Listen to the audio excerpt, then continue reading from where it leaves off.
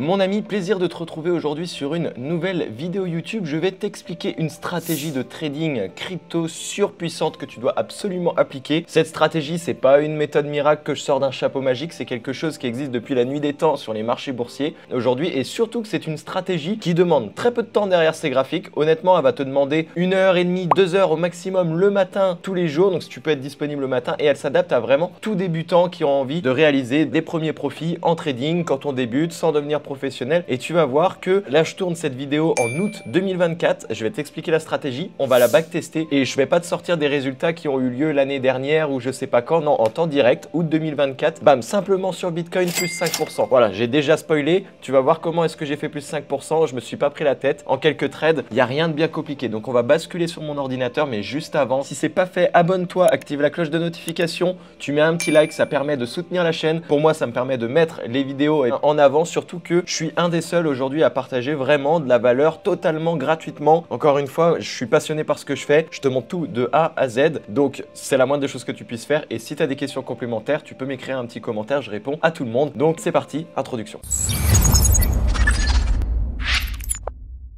On est sur mon ordinateur, donc je suis sur le logiciel TradingView. Donc TradingView, si tu ne sais pas t'en servir, j'ai déjà fait une vidéo au sujet de TradingView, je te laisse aller la checker. TradingView qui va nous permettre d'analyser le Bitcoin. Je tiens à rappeler que là, dans cette vidéo, je vais te parler simplement de la stratégie, on va la mettre en place. Maintenant, je ne vais pas spécialement parler dans cette vidéo, je le ferai sur une autre vidéo, du money management, la gestion de risque, voilà, pour pouvoir protéger son capital, ce qui est pour moi très important. Donc là, on va vraiment parler de la méthode pure et dure sur TradingView. Donc si tu ne sais pas utiliser TradingView, tu retournes sur ma chaîne, tu vas regarder la vidéo et là on va parler de la méthode pure et dure simplement sur Bitcoin, à savoir que c'est une stratégie qui marche sur n'importe quelle classe d'actifs. Donc tu peux aller sur Bitcoin, tu peux aller sur Ethereum, tu backtestes l'actif que tu préfères, tu peux en prendre plusieurs et réaliser cette stratégie sur plusieurs de ces actifs. Maintenant attention, plus tu prends d'actifs, plus c'est dur de continuer de maintenir cette stratégie et plus tu t'exposes aussi à un risque important parce que dans une journée tu peux te retrouver à prendre 2, 3, 4 trades en même temps et si tu prends 1% par trade et que les 4 trades perdent, tu perds 4%. Donc en fait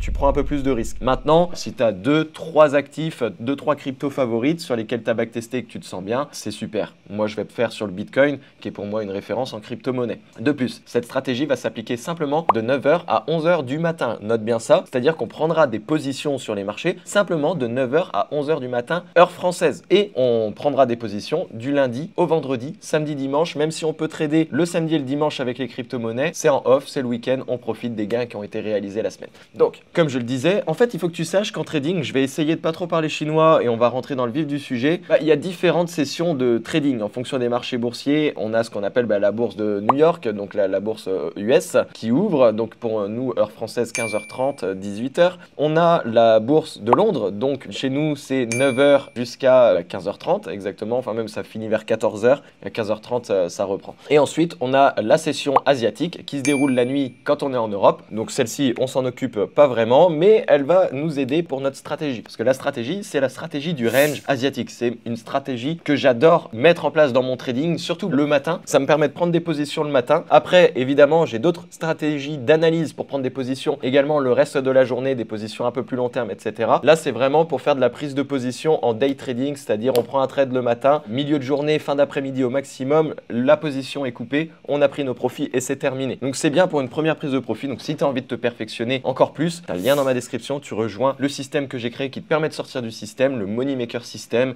Tu as accès à mon site internet, vidéo de présentation, etc., etc. Ni toi ni moi, on perd notre temps. Donc, dans un premier temps, sur mon graphique va être de repérer les différentes sessions boursières parce que j'ai besoin de connaître quelles sont les différentes sessions boursières. Pour ça, je vais utiliser un indicateur. Je vais aller dans l'outil indicateur et puis je vais taper session et on va prendre session on chart, celui-là, Oroc IF. Et normalement, là, j'ai des couleurs qui commencent à s'afficher sur mon graphique. Attention, là, mon indicateur de session, il n'est pas configuré comme moi je le souhaite. Donc, on a en jaune la session asiatique, en vert la session de Londres, donc là, c'est le matin chez nous. Et ensuite, en rouge, rose, là, comme ça, c'est la session américaine. On voit que les sessions, elles se chevauchent. Nous, on va reconfigurer la session asiatique, elle commence heure française à minuit, voilà, et se termine donc à 9h. Juste ici. Donc on voit qu'il faut que je fasse en sorte que mon carré jaune arrive entre mes deux lignes orange. Donc comment je fais ça? Là j'ai mon outil indicateur de session. Je viens ici, la petite roue. Donc on a dit session. Alors la session de New York, j'en aurais pas besoin. Donc je vais la décocher. Nous, on veut celle de Tokyo et celle de Londres. Celle de Tokyo, hop, elle est juste ici, donc il faut reculer. Hop, à mon avis, il faut mettre 18 h. Voilà, impeccable. Et puis pour que ça arrive ici à 9 h, ça doit être... peut-être qu'il faut reculer d'1h30, 3h30. Non, c'est passé 3 h. Voilà. Donc c'est 18 h, 3 h qu'il faut mettre. Ensuite, on voit bien que ma session de Londres, elle commence bien à 9 h. Et moi, je veux qu'elle termine à 15h30. Donc là, en fait, il faut juste réduire la session de Londres. Comme ça, après, j'ai un indicateur paramétré parfaitement. Londres, hop, c'est celui-là. Il va falloir réduire de combien approximativement? Plutôt 9h30 ou 10h30, à mon avis. Voilà, 9h30. Et je fais d'accord. Voilà, ensuite, moi pareil, encore une fois libre à chacun, je suis un peu, j'ai des tocs des fois, mais moi j'aime pas les couleurs, la jaune et vert, je trouve que c'est pas beau pour moi visuellement. Donc je vais changer les couleurs. Moi j'aime bien mettre la session de Londres en jaune et la session asiatique qui est normalement en jaune en bleu. Tu vois, on était dans paramètres d'entrée, je vais dans style et je peux changer en fait ça. Ensuite, on va avoir besoin également de l'indicateur point pivot. Donc hop, je tape dans mes indicateurs pivot. Point pivot standard qui est juste ici. Voilà. Pareil, je vais le configurer. Donc je t'invite à mettre pause parce que j'essaye d'aller assez vite, sinon je passe trop de temps juste sur ça. Line width, c'est l'épaisseur des lignes. Moi j'aime bien mettre en 2. C'est un peu plus épais et pour moi plus visible. J'ai juste besoin d'en avoir qu'un seul affiché. Quand je trade, comme ça m'affiche juste ceux de la journée. Maintenant, vu que là on va faire du backtesting, je vais afficher les 30 derniers jours, parce qu'on va faire le test sur les 30 derniers jours. Donc. Et dernier indicateur que je vais utiliser, c'est l'indicateur RSI, indicateur de force relative, qui vient s'afficher juste en dessous. Donc là, ça me fait 1, 2, 3 indicateurs. Normalement, si tu as la version gratuite de TradingView, ça suffit, tu n'as pas besoin d'un abonnement premium. Si tu commences à en rajouter, il faudra payer. Maintenant qu'on est en place, je vais t'expliquer la stratégie du range asiatique. En fait, il faut que tu saches que chaque session fait la guerre à la session précédente. C'est-à-dire que la session asiatique, généralement, la nuit, le marché il range. Donc quand on dit qu'il range, il ne prend pas spécialement de direction, il va stagner. Et la session d'après qui va arriver, donc là en l'occurrence, nous c'est la session de Londres, elle doit venir liquider soit le point haut ou le point bas de la session asiatique pour partir au sens opposé. Par exemple, mon objectif c'est de définir le point haut et le point bas de ma session asiatique. Donc je vais prendre l'outil tech qui est juste ici. Mon point bas, il est ici. Et le point haut, hop, t'as vu, il faut bien regarder, là, minuit, il commence direct ici. Ok, très bien. Bien évidemment, il n'est pas encore 9 h, donc il peut encore faire un nouveau point haut pour le range asiatique, mais on est vraiment dans la simulation. L'objectif, c'est qu'il vienne liquider un point haut ou un point bas. Et quand il liquide un point haut, c'est pour partir après au sens opposé pour liquider le prochain point bas, etc. Par contre, attention, nous, ce qu'on veut, c'est que s'il liquide une première fois et qu'on n'aura pas notre confirmation d'entrée et qu'il recommence, non, ça ne fonctionne pas. Une prise de liquidité, c'est vraiment instantané, c'est-à-dire qu'il vient chercher le point haut, il réintègre le range asiatique, donc il retourne entre mes deux traits pour après partir dans le sens opposé. Si ce n'est pas instantané, ça ne fonctionne pas. Il faut que ce soit entre 9 h et 11 h. Si on a une prise de liquidité après 11 h, on ne prendra pas de position, on respecte la règle. Le plus dur, encore une fois, en trading, c'est pas d'avoir une stratégie miracle. Tu vois, des stratégies, il en existe plein. Celle-ci, elle est très performante. Et le plus dur, c'est juste de tout le temps respecter les règles que l'on sait fixer. Donc, ça peut être soit dans ce sens-là, prendre le point haut, ou alors, pareil, point bas, pour que ça vienne faire ça. Et généralement, c'est censé partir chercher le point haut de la session asiatique. Ça fonctionne également pour le range londonien, c'est-à-dire le range londonien, on peut mettre un point haut, un point bas, et la session américaine, elle doit venir liquider la session londonienne. Parfois, elle peut même liquider et la session londonienne et la session asiatique si elle a pas été liquidée précédemment. Maintenant, nous, on se concentre juste sur le range asiatique. Encore une fois, le trading, c'est question de probabilité. Pour augmenter ses pourcents chances de réussite sur ces trades, l'idéal, c'est de prendre des trades dans la tendance du marché. Donc, si le Bitcoin il est baissier, eh bien, l'idéal, c'est qu'il vienne prendre le range asiatique par le haut parce qu'on va partir à la baisse, tout simplement. Deuxième chose, on va pouvoir compenser également la prise de décision grâce au RSI. Si en plus d'une prise de liquidité où on a une divergence RSI par exemple, donc une divergence RSI, qu'est-ce que c'est? C'est tout simplement quand le marché, eh bien, il diverge par rapport à ce qu'il nous affiche. Par exemple, là tu vois, si je prends les points bas de cette zone-là et que je prends par rapport à mon RSI les points bas, tu vois que ça ne va pas dans le même sens. Elles vont venir diverger. Qu'est-ce qui se passe derrière? Rejet de la divergence RSI. On voit qu'il y a eu une petite correction qui s'est passée. Maintenant, la divergence RSI pile poil à cet endroit-là, elle n'est pas pertinente pour vraiment dire que ça, et on va avoir une impulsion acheteuse. Donc attention. Et là, ici, tu vois, pareil, ça diverge. Elles vont pas dans le même sens. Qu'est-ce qui se passe derrière? Là, on a la chute, tendance baissière. Tu vois déjà, hop, ça fait beaucoup plus d'arguments. Donc si, quand tu as une prise de liquidité, tu as une divergence RSI. C'est incroyable. Donc après, on parlera de money management dans d'autres vidéos, mais ça sera à toi de backtester en fonction de ce que tu préfères. Plus tu vas rajouter des critères de sélection pour les trades, moins tu vas prendre de position, mais ils seront beaucoup plus quali et tu vas augmenter ton taux de réussite. Maintenant, voilà, libre à toi de faire une bascule. Moi, par exemple, j'ai fait un système de score. Quand j'ai un score qui est faible, c'est-à-dire que j'ai juste une prise de liquidité, par exemple, et un point pivot, donc cette ligne orange qui fait office de support et résistance. Déjà, j'espère que tu t'en es rendu compte, mais tu as vu la pertinence des points pivots. L'indicateur, il m'affiche les zones là où il y aura des réactions. Tu vois, ça a touché ici, il y a eu une réaction. Ça fait office de support et de résistance. Donc, j'ai un système de score et en fonction d'un score que j'ai défini, soit je prends la moitié du risque que je prends habituellement, soit je prends un risque plein. Mais ça, on verra dans une autre vidéo, on s'en fiche. Voilà les choses qui vont nous intéresser. Et pour prendre une position, il faut impérativement, quand j'ai ma prise de liquidité, donc que ça réintègre rapidement, c'est-à-dire en l'espace de 5-10 minutes, avec soit une bougie englobante, soit une bougie marteau. Une bougie englobante, qu'est-ce que c'est? Eh bien, c'est une bougie qui va englober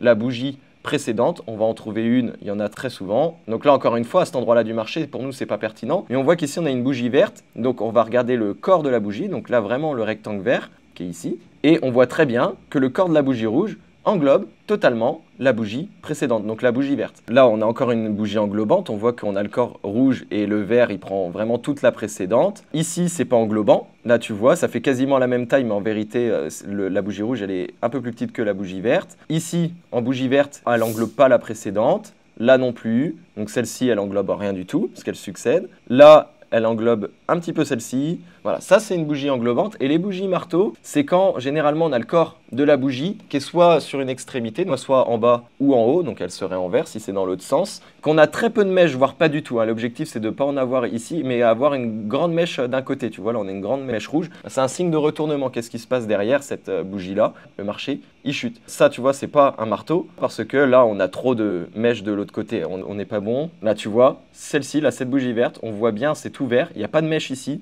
Et par contre, là, on a une grande mèche en haut. Qu'est-ce qui se passe derrière? Bam. Maintenant, pourquoi ça ne se retourne pas tout de suite? Parce que ce n'est pas pertinent par rapport à nous, notre stratégie. Par contre, si tu te dis, ah ouais, j'ai une divergence RSI, déjà, une bougie englobante, qu'est-ce qui se passe derrière? Là, je peux prendre une position vendeuse. Et évidemment, on prendra toujours une position quand la bougie, elle sera de la couleur de notre trade. C'est-à-dire, si on veut vendre, il nous faut une bougie rouge. Si on veut acheter, il nous faut une bougie verte. Et là, on peut prendre position et regarde ce qui se passe. On va faire les exemples maintenant pour passer direct dans le vif du sujet. Donc là, vraiment, je vais te faire la stratégie sans le RSI. Pas les points pivots, je vais m'en servir. Et vraiment juste ça, sans m'occuper de la tendance du marché pour vraiment avoir quelque chose de neutre. Et comme ça, on va faire plusieurs exemples. Donc tu vois, encore une fois, je viens pas avec une stratégie où je te montre des résultats de l'année dernière où on a fait plus tant de pourcents ou je sais pas combien. Non, non. Moi, je viens, je te mets là dans le vif du sujet, actuellement, tu vois ce qui s'est passé. Donc là, on est le jeudi 1er août, c'est parti, on va tester la stratégie et tu vas essayer de comprendre ce que j'ai fait, puis tu pourras tester toi-même. Mon but, c'est de repérer dans la zone bleue, donc avant 9h, donc à 8h45, tu vois, je commence à placer mes points bas et mes points hauts. Hop, je vais prendre mon outil trait.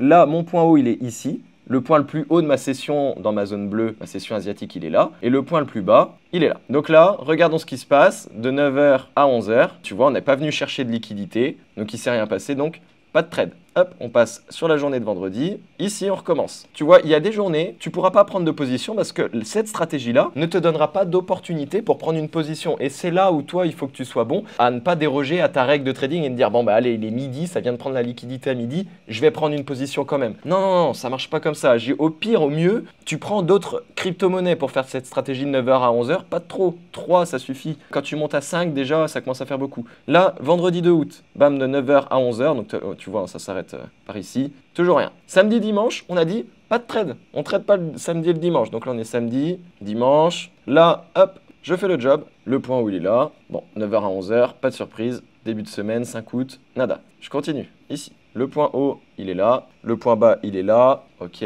on voit que pas de prise de liquidité pour le mardi 6 août. C'est pas grave. Hop, ici. Mon point haut de ma session, il est là. Ok, le point bas, il est là. Et là, qu'est-ce qu'on voit? Hop, 10h50. Là, on vient de prendre la liquidité sur cette bougie. Là, on voit, bam, on est sorti. T'as vu, ça s'est arrêté en plus au point pivot. On réintègre. Maintenant, est-ce qu'on a une bougie rouge pour partir à la vente? Non. Et est-ce qu'on a un marteau ou une englobante rouge du coup? Non, on n'a toujours rien. Là, hop, on a dit en 10-15 minutes, il faut qu'il y ait une réintégration après la prise de liquidité. 5, 10, 15. Ah, là, qu'est-ce qu'on a? Ici, on a une bougie englobante, donc tu vois, qui arrive 15 minutes après. Donc, pourquoi pas? Ok, là, nous, on va suivre. Donc, j'ai bien une bougie rouge englobante. on a bien eu notre prise de liquidité. Je vais pas regarder le sens de la tendance ou quoi. On fait tout comme si on prenait à chaque fois 1% de risque. Ça, je triche pas. Mon entrée, mon outil position se met ici. Je vais mettre un stop loss derrière ma mèche. Ici, ma mèche qui est la plus haute par rapport à ce mouvement-là. Et moi, qu'est-ce que je vais chercher en take profit? Je vais chercher le prochain point pivot qui me donne un ratio minimum, un RR de 2. Donc là, j'ai bien un RR de 3,58, c'est au-dessus un ratio de 2. En fait, ça veut dire quoi? Ça veut dire que je risque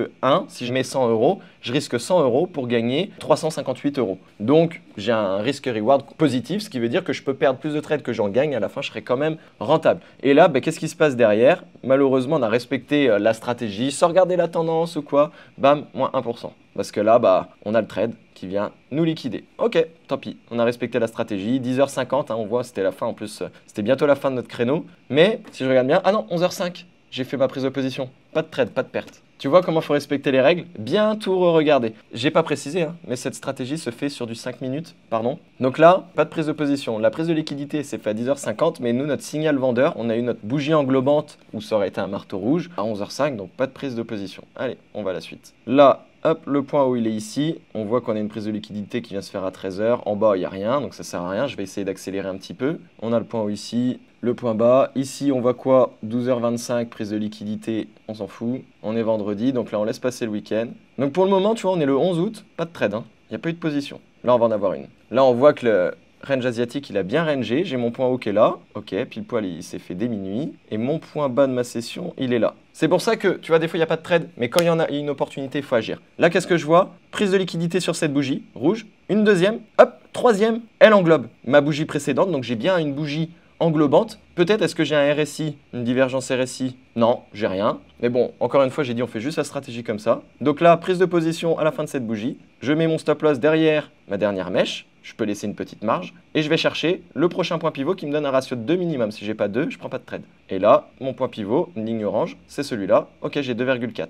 Lundi 12 août, donc 10 jours sans trade, 2,4%. Je pourrais tricher, serrer les stops et tout. Non, 2,4%. Impeccable. On commence bien la semaine. Allez, on recommence. Point bas. Ici, on voit, il y a bien une bougie englobante. Hein. Mais tu as vu, ça arrive à 11h25, c'est trop tard. Une prise de liquidité, il faut que ce soit rapide. Et on n'avait pas de prise de liquidité par le haut. Hop. On va essayer d'aller chercher le résultat. Je te fais vraiment plein d'exemples pour que tu puisses bien comprendre. Hein. Là, midi 45, prise de liquidité. En bas, on n'en a pas eu. Ici, bam, opportunité. On a le point bas qui est là. Ah, celui-là, il était magnifique. Là, qu'est-ce qu'on a? Bam, 9h25, 9h30. Prise de liquidité directe, bam, bougie englobante. On a réintégré le range asiatique. Je place mon ordre. Donc là, j'entre en position. Donc dès la clôture de la bougie, j'attends bien que les 5 minutes soient terminées. Stop loss ici. Voilà, j'ai bien ma petite marge. Et je vais chercher mon prochain point pivot. Est-ce que j'ai bien un ratio de 2 minimum? Regarde-moi ça. Ratio de 7. 7. Je risque 1% pour gagner 7%. 7 plus 2 tout à l'heure, ça fait 9%. On est à 9% et je compte même pas les virgules. Impeccable. Ensuite, là on est vendredi, dernier jour de la semaine. On aura fait une belle semaine. Voilà. Là on voit quoi? Prise de liquidité. Dommage, hein, midi. Et tu vois, là celui-là il serait passé. Pour chaque point pivot, on a un ratio de 2, mais nous on prend pas de trade. Et c'est là où c'est dur. Parce que des fois, tu vas te dire, ah, on l'a, je vais prendre un trade quand même. Non, on respecte la règle. Là, on est samedi, donc on va laisser passer aussi dimanche. On est le 19 août, hein, on est déjà à 9%. Incroyable. Enfin, incroyable. C'est juste qu'on respecte la stratégie, on est patient et on frappe au bon moment. La prise de liquidité, 11h45, on s'en fout. Ici, bam, il n'y aura pas de prise de liquidité. Là, il y en a une. Donc là, on va se prendre une perte. Et tu vois, cette perte-là, si tu rajoutes des arguments comme la tendance, comme les points pivots, et à force tes yeux ils vont s'habituer, mais ça c'est un trade que j'aurais pas spécialement pris pour d'autres raisons du coup, parce que j'aurais pas eu tous les arguments, mais là tu vois, on a bien prise de liquidité, on englobe, en plus là on réagit pas loin d'un point pivot, et moi je vais chercher donc le prochain point pivot qui est celui-là, 3,6 du coup, ok, et qu'est-ce qui se passe derrière? Bam, stop loss. Donc là, on va le compter hein, comme une perte. Donc on était à 9%, donc on retourne à 8%, moins 1%. Donc tu vois, là maintenant, il faut perdre 8 trades d'affilée. On est le 21 août hein, pour perdre tous les gains qu'on a fait. 8%, ok, très bien. Celui-là, il aurait pu être évité, par exemple, si tu dis je me mets à break-even, c'est-à-dire que ton stop loss, tu le bouges à 0 à partir du moment où tu as fait RR de 1. Tu vois, par exemple, là, hop, je suis monté à RR de 1, voilà. Et ben finalement, là, il est venu à RR de 1. Tu mets ton stop loss à 0. Il retourne et puis bah tu fais pas de gain, pas de profit. Voilà, nous on ne parle pas de money management, donc là on s'est pris moins 1. Donc on est à 8. Ok, ici, bam, il n'y a rien. il n'y a rien. On est le jeudi, on arrive à la fin là, parce qu'on est le 28 août. Il n'y a rien. Ici, samedi, pardon. La prise de liquidité par le bas, englobante. Prise de position du coup, mon stop loss ici, pas de bol. De 8, on passe à 7%, on se fait stopper. Ici, ça arrive à 11 h, donc on s'en fout. Et puis là, on est le 28 août. Ok. Au début de cette vidéo, je t'avais dit qu'on avait fait 5%, je crois, en un mois. Parce que celui où on a fait 7%, j'ai peut-être un peu serré par rapport à ce que moi, j'avais vraiment mis. Mais tu viens de voir qu'on vient de faire 8%. Même si, allez, on dit 7, même 6%. 6% de 100 000 euros. Si tu fais maintenant un challenge propre firme. 6% de 100 000 euros, ça fait 6 000 euros de gains en un mois. En n'ayant pris que quelques positions, sans avoir pris de risque, avec une stratégie qui nous demande que quelques heures le matin. Parce qu'une fois que tu as placé tes alertes au moment de la prise de liquidité, toi, tu peux aller faire autre chose. Il faut juste être là au cas où que ça se prend. Tu peux prendre la position avec ton portable. Tu fais ce que tu veux. C'est aussi simple que ça. Voilà la stratégie surpuissante aujourd'hui que je peux te proposer sur les crypto-monnaies qui me permet de trouver des opportunités, moi, le matin. Ensuite, le reste de la journée, il y a d'autres opportunités après 11 h, évidemment. Et là, j'utilise d'autres méthodes. J'ai d'ailleurs d'autres méthodes d'analyse. Là, je t'ai pas parlé de money management. On aurait pu faire une performance un peu moins en ayant pris un peu moins de risques. Et on aurait pu faire en fait même plus de pourcentage si on aurait pris Bitcoin, peut-être Ethereum, le Matic, le Solana, crypto-monnaie. Donc, plus tu prends des crypto-monnaies, plus tu as de classes d'actifs à analyser, plus je t'invite à vraiment resserrer toutes tes confluences, c'est-à-dire je veux vraiment un RSI à chaque fois en plus de mon englobante, ça rebondit sur un point pivot au moment de la prise de liquidité. Plus tu vas mettre des critères comme ça, plus tu vas avoir des trades de qualité, mais moins tu vas prendre de position. Donc c'est là où tu peux te prendre plus d'actifs, donc plus de crypto-monnaies à analyser. Sinon, tu en prends moins pour avoir moins de critères et essayer de prendre un peu plus de position. Mais là, tu fais 8% en un mois, sur le mois d'août, un mois d'août en plus. Tu vois, le matin, donc time frame 5 minutes, juste on analyse ça, j'ai même pas regardé la tendance, rien, je me suis pas pris la tête, alors que j'aurais pu, encore une fois, et évidemment que je le fais. Mais sans le faire, tu vois que ça fonctionne. Reteste un autre mois et tu verras par toi-même. Donc maintenant, je te dis à la semaine prochaine.